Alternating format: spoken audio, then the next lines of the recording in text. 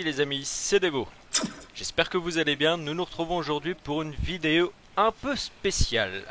Alors un peu spéciale pourquoi? Comme vous le voyez les amis, nous allons parler d'un distributeur automatique à Gachapon. Donc, plus exactement en fait, on va voir ensemble le démontage que j'ai effectué sur cette machine et surtout l'entretien niveau esthétique, donc nettoyage, qui a été donc catastrophique, mais à souhait. Là comme vous le voyez, hein, je commence déjà par vous montrer quelques endroits de la machine que j'avais préalablement ouverts, en retirant donc les bacs à monnaie, en retirant les bacs à capsules, et on voit c'est vraiment très crade. Mais ça c'est rien, c'est que dalle.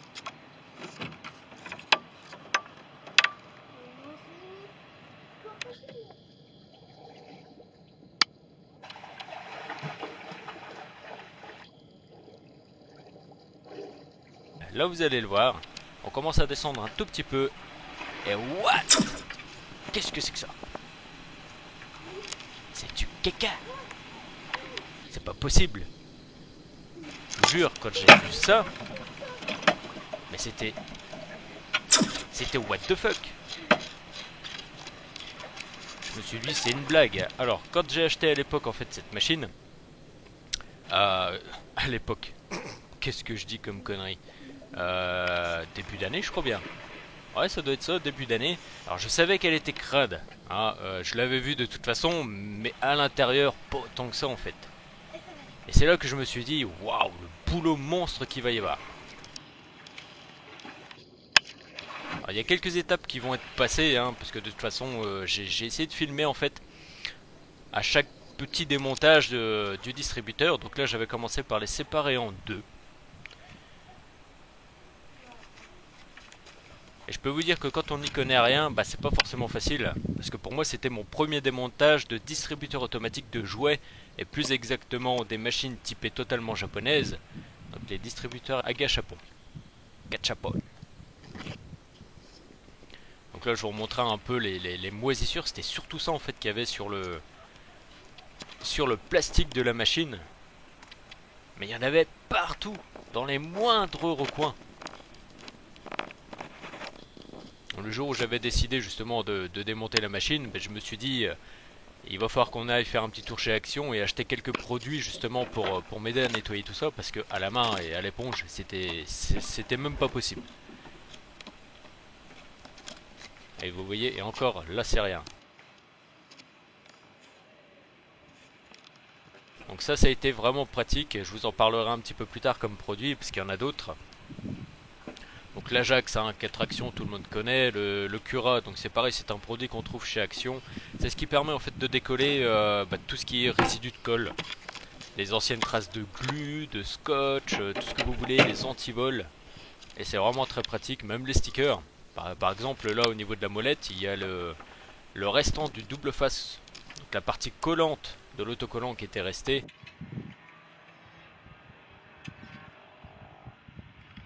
Donc là on va passer avec les outils, donc enfin plus particulièrement comme vous le voyez le tournevis, mais il faut savoir que pour avoir accès à ces deux vis là, celle-ci et celle-là, eh ben, il a fallu une extension.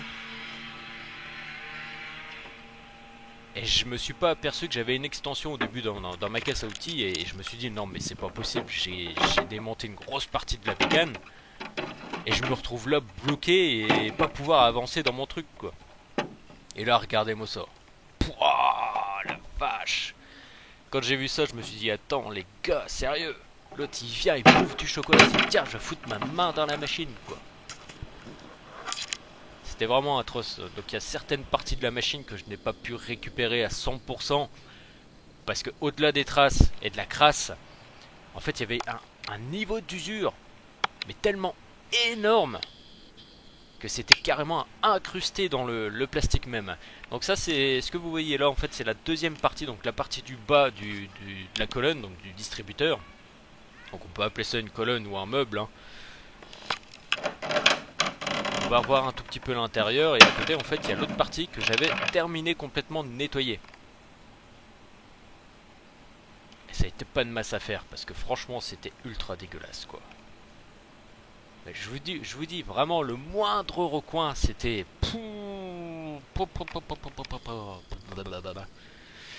À vomir.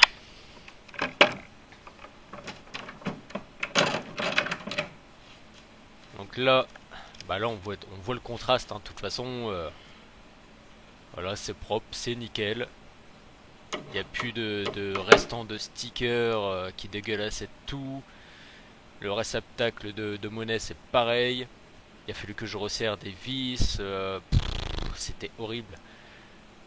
Alors je m'étais acheté en plus de ça une petite perceuse, perceuse ponceuse à une main avec un kit de ponçage. Mais le problème c'est qu'en fait les embouts étaient trop gros, ça s'adaptait pas du tout dessus. Il a donc fallu que je fasse que je magouille avec mon beau-père qui touche à tout pour qu'il me refasse justement des embouts adaptés pour que ça puisse être accepté donc par la bécane, mais que les embouts, les éponges de ponçage puissent aller en même temps dessus. Donc ça n'a pas été une masse à faire, puis au final je m'en suis pas servi. Alors ça c'est la meilleure quand même. Parce qu'à la base, j'avais tout acheté pour ça. Et ben non, le dévot, il fait pas comme tout le monde. Mais une chose est sûre, hein, y a vraiment des parties au niveau des bacs. Bon bah là on le voit pas forcément, mais en fait c'est ultra rayé quoi. C'est non seulement il y a un filtre de dégueulasse qui cache la transparence du bac, mais en plus de ça c'est dégueulasse à souhait.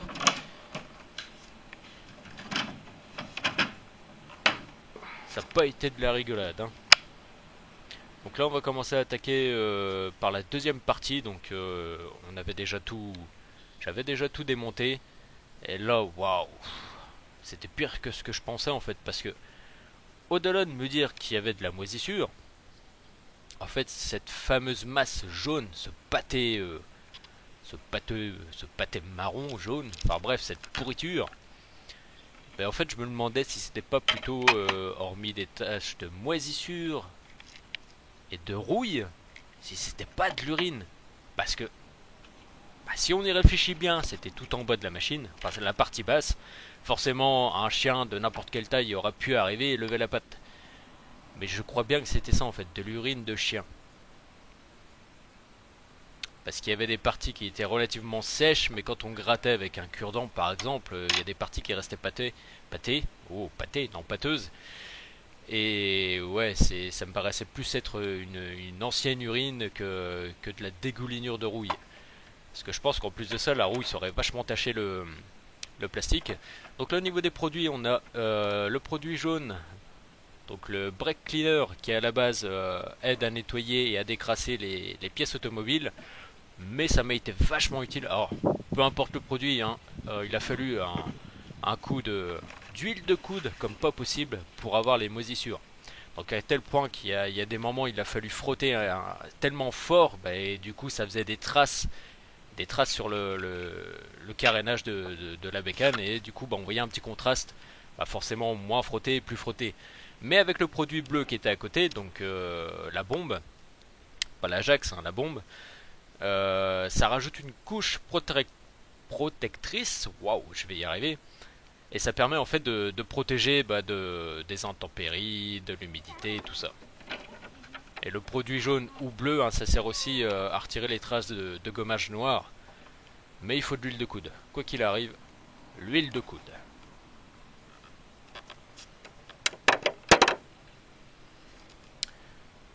Donc là voilà, hein, il n'y avait plus du tout de traces d'urine d'animaux. De substances très bizarres, mes amis. Franchement, en ce qui concerne l'embout du tournevis, l'extension, en plus ce qui était bien, c'est que c'est une extension à ressort. C'est en fait un gros ressort et ça permet d'aller dans des recoins où on ne peut pas avec un tournevis bah, forcément rigide. Par contre, le fait que l'embout est gros, on ne peut pas non plus aller partout. Et c'est là que les tournevis rigides, plats et vachement durs sont pratiques aussi. Donc là j'avais fait, enfin je pensais avoir fait le plus gros de la machine. Donc là je retestais juste pour le fun l'affichage du monnayeur.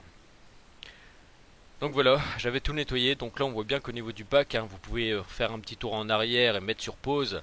On voit, regardez, hein, les traces, les rayures, c'est... Il faudrait un ponçage complet pour vraiment remettre tout ça à neuf. Mais bon, la machine a repris un coup de jeune, un bon coup d'entretien.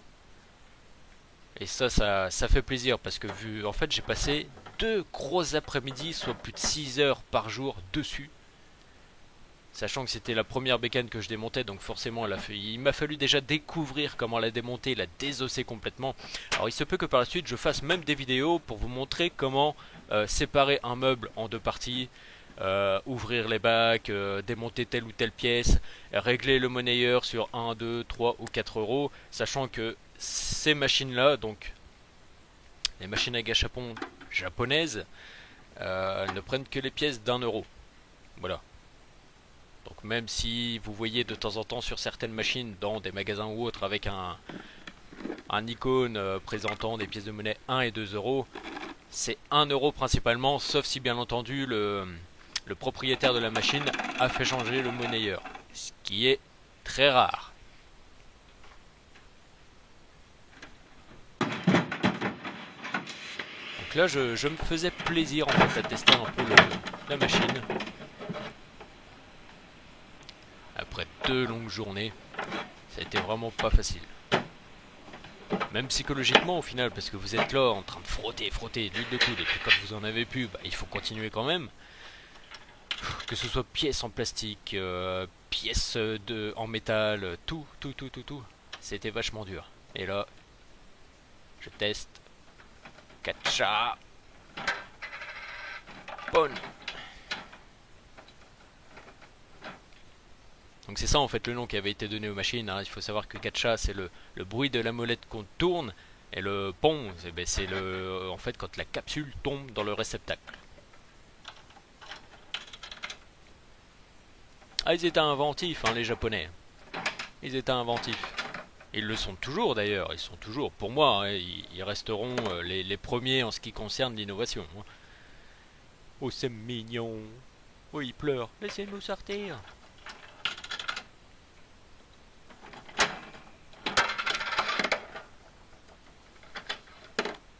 Ouais, ça fonctionne bien. Hein.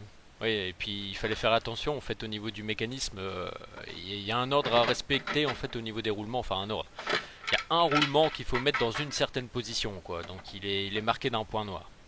Donc là je vais vous montrer. Enfin je vais régler en fait le monnayeur sur 2 euros parce que là il était réglé de base sur 1 euro pour être sûr justement que ça fonctionne. Donc en y insérant 2 pièces que le gâchapon tombe bien quand même et que la monnaie tombe bien. Donc là une main forcément c'était pas facile du tout, donc il m'a fallu poser les caméras.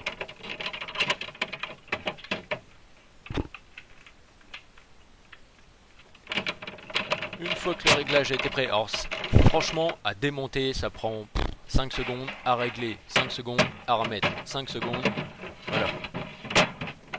C'est vraiment très rapide et très simple à faire. Si vraiment vous voulez des vidéos sur ça, spécifiques à la machine, je suis partant pour les gars. N'hésitez pas à me le dire dans les commentaires.